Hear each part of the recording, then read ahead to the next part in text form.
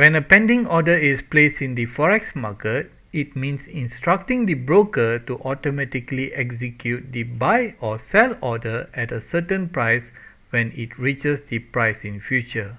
With a pending order, traders can enter a trade as soon as the conditions are right for their strategy. This way, traders will avoid missing a trade even if they step away from their computer.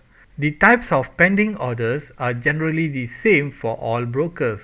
There are 4 types of pending orders. First, the buy stop is the price level set by trader when they wish to buy their instrument in the future. The predefined price for the buy stop is always higher than the current market price of the instrument.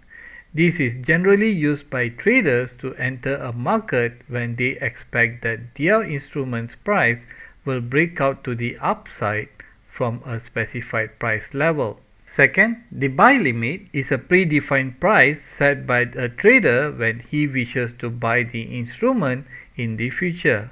The price for the buy limit is always lower than the current market price. Traders usually use this order type to enter the market when they expect the price of their instrument to rise from a specific level after a pullback. Third, the sell stop is the price level set by trader when they wish to sell their instrument in the future.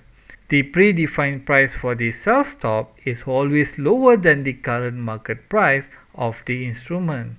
This is generally used by traders to enter a market when they expect that their instrument's price will break out to the downside from a specified price level.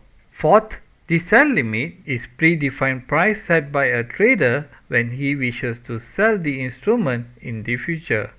The price for the sell limit is always higher than the current market price. Traders usually use this order type to enter the market when they expect the price of their instrument to drop from a specific level after a pullback.